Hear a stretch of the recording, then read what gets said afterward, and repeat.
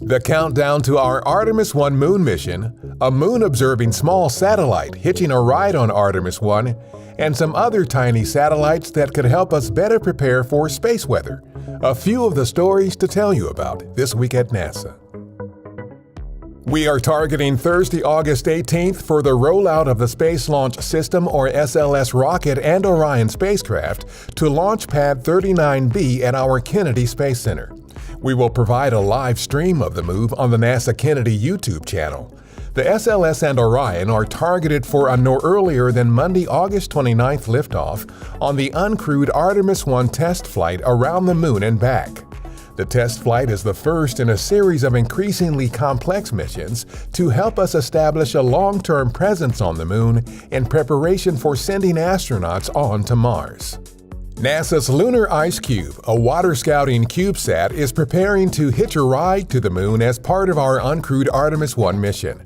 The small lunar orbiting satellite will use a spectrometer to investigate lunar ice on the surface of the Moon. Scientists are interested in the absorption and release of water from the Moon's rocky and dusty surface, or regolith.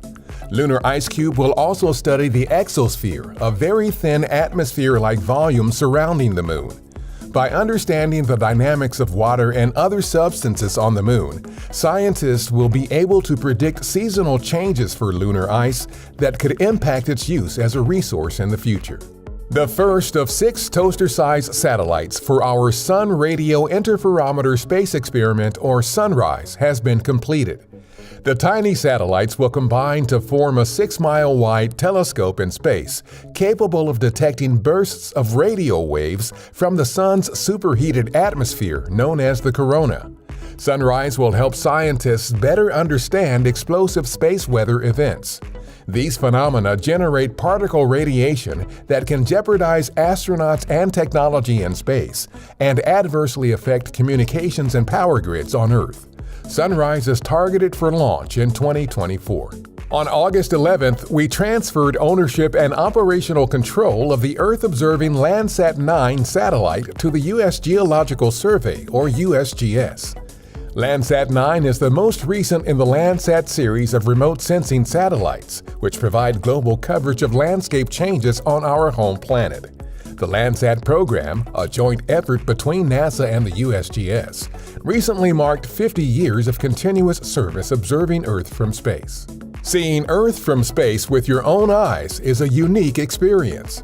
But this recently released ultra-high-definition video might just be the next best thing. Imagery in the video was captured between April and October 2021 during the Expedition 65 crew's time aboard the International Space Station. Check it out for yourself and download if you like at go.nasa.gov/EarthViews4K. A quick note about an upcoming change for NASA television. NASA TV programming on Galaxy 13 domestic satellite is moving from transponder 11 to transponder 15. Currently, both transponders are active, but distribution of NASA TV programming on transponder 11 will end on Monday, August 29th.